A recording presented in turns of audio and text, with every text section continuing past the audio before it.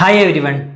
Today I thought of discussing with you one of the common lifestyle disease which is around us, but one of the common ignored lifestyle disease also, which is called fatty liver. നമ്മളുടെ സമൂഹത്തിൽ വളരെ common ആണ് fat liver. പണ്ട് fat liver ഒരു majorly ഒരു alcoholic പ്രോസസ്സായിരുന്നു.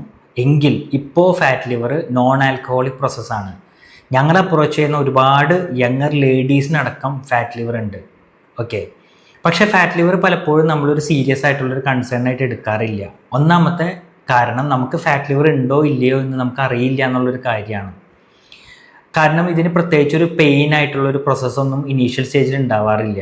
പക്ഷേ അത് നമ്മൾ വച്ചുകൊണ്ടിരുന്നു കഴിഞ്ഞാൽ അഡ്വാൻസ്ഡ് ആയിട്ട് വരുമ്പോൾ വേറെ ക്രോണിക് ഡിസീസസിലേക്കൊക്കെ വരും. അത് വേറെ കാര്യം.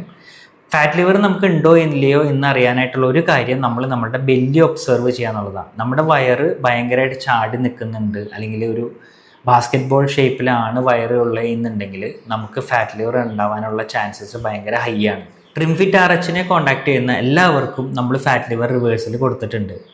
നിങ്ങൾക്കോ നിങ്ങളുടെ ചുറ്റും ആരെങ്കിലും ഫാറ്റ് ലിവറിനെ കുറിച്ച് കൂടുതൽ അറിയാനോ അല്ലെങ്കിൽ ഫാറ്റ് ലിവർ റിവേഴ്സ് ചെയ്യാനോ ഒരു ലൈഫ് സ്റ്റൈൽ കറക്ഷനിലൂടെ താല്പര്യങ്ങളുണ്ടെങ്കിൽ please feel free to contact us. Will be always happy to serve you. Thank U.